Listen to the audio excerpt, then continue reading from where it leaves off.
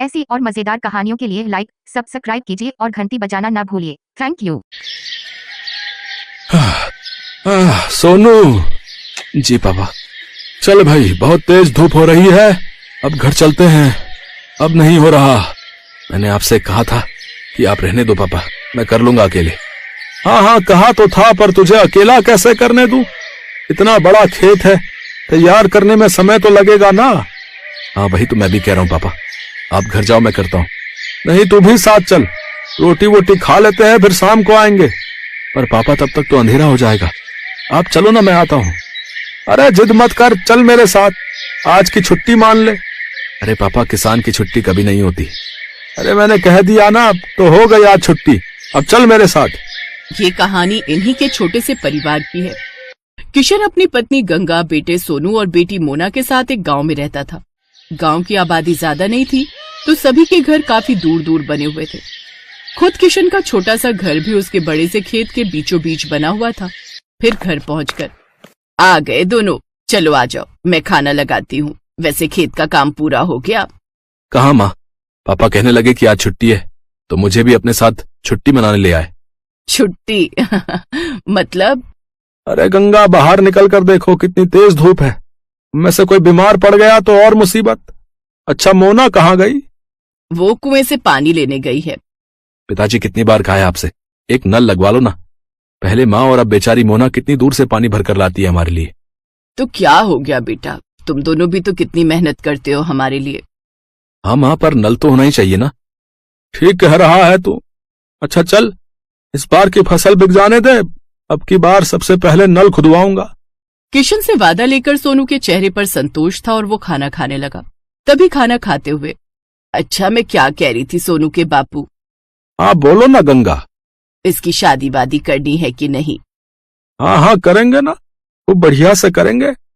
रहने दो पिताजी, इतनी परेशानियां क्या कम है जो एक और मोल ले लूं। पत्नी परेशानी नहीं होती पगले, वो तो परेशानी से बाहर निकलने का जरिया होती है। देखना, बहू आ जाएगी तो किस्मत खुल जाएगी हमारी। हाँ भैया, माँ सही कह रही है। कह तो ऐसे रही हो माँ, जैसे वो आएगी तो आसमान से पैसा बरसने लगेगा। पहले कुछ पैसे वैसे इकट्ठा कर लें, फिर सोचेंगे इसके बारे में। ऐसे ही कई महीने बीत गए।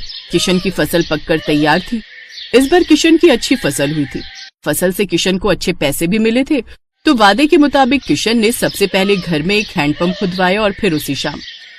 हाय, कितना मीठा पानी आ रहा है। सोनू के बापू, ये काम आपने अच्छा कर दिया।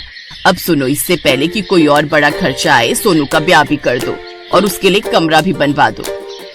ना माँ, अभी तो।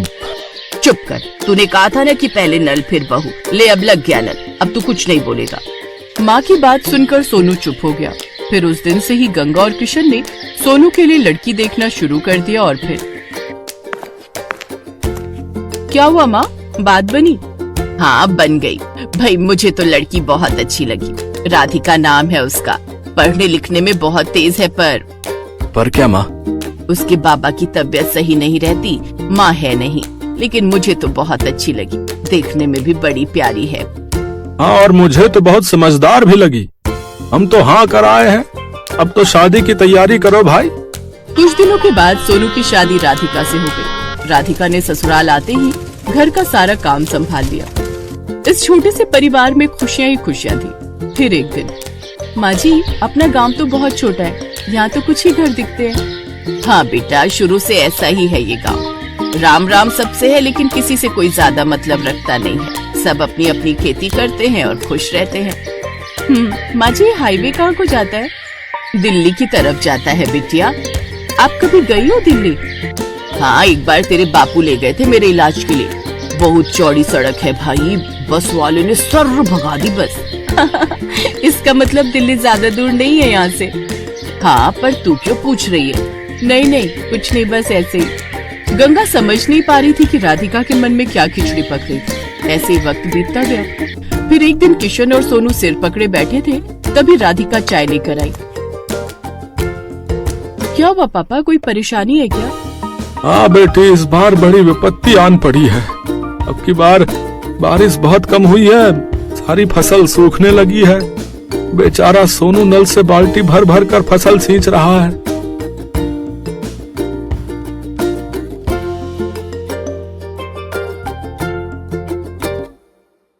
हमारे परिवार के लायक तो कम से कम अनाज निकल ही आए। पर पिछले साल तो खूब बारिश हुई थी। हाँ राधिका, तब इतनी बारिश हुई थी कि आधी फसल गल गई थी। खेती किसानी की यही समस्या है, बारिश कम हो तो दिक्कत और ज्यादा हो जाए तो दिक्कत। भगवान जाने क्या होगा आगे। मोना की शादी भी तो करनी है और जब पैसे ही नहीं जुड़ेंगे तो फिर कैसे होगा सब। भरोसा रखो गंगा, सब ठीक हो जाएगा। अपने परिवार को परेशान देख राधिका भी दुखी हो गई। वो अब अपने परिवार की मदद करने के बारे में सोचने लगी और फिर पापा एक बात कहनी थी आपसे। हाँ बेटा बोलना, क्या बात है? मोना की शादी के लिए कितने पैसे चाहिए आपको? क्यों ऐसा क्यों पूछ रही है बेटी? बताइए ना पहले। कम से कम 5 लाख तो होने ही चाहिए। 3 के आसपास तो जमा है बैंक में, लेकिन 2 लाख का इंतजाम कैसे होगा पता नहीं। मेरे पास एक उपाय है, अगर आप लोगों को ठीक लगे तो। हाँ हाँ बोलो ना राधिका। देखिए, आजकल ना ये शहर वालों को फार्म हाउस वेडिंग और फार्म हाउस पार्टी का बड़ा चस्का है। हमारा खेत हाईवे से लगा हुआ है, दिल्ली भी दूर नहीं है, तो बस हमें हाईवे से खेत तक का रास्ता ठीक करना है, लकड़ी से खेत की बाउंड्री करनी है और कुछ चारपाइयाँ और सजावट का काम करना है और एक अच्छा सा नाम सोचकर एक बोर्ड लगाना है। बेटा अब मुझे तेरी बात कुछ कुछ समझ में आ रही है। इस सब के लिए पैसे कहाँ से आएंगे? वो 3 लाख रुपए हमारे काम आएंगे और अगर धंधा चल निकला तो मोना की शादी हम धूमधाम से करेंगे। मुझे भी ये आइडिया बढ़िया लग रहा है। अगले ही दिन से पूरा परिवार राधिका के कहने पर काम में जुट गया। हाईवे से लेकर खेत तक बढ़िया टाइलें लगा दी गई, लकड़ियों से खेत की 4 दीवारी कर दी गई और फिर खेत अच्छे से साफ कर उसमें घास उगाकर जगह जगह सुंदर चारपाइयाँ लगा दी गई। फिर खेत के बीचों बीच एक सुंदर और बड़ी सी खुली झोपड़ी बनाई गई।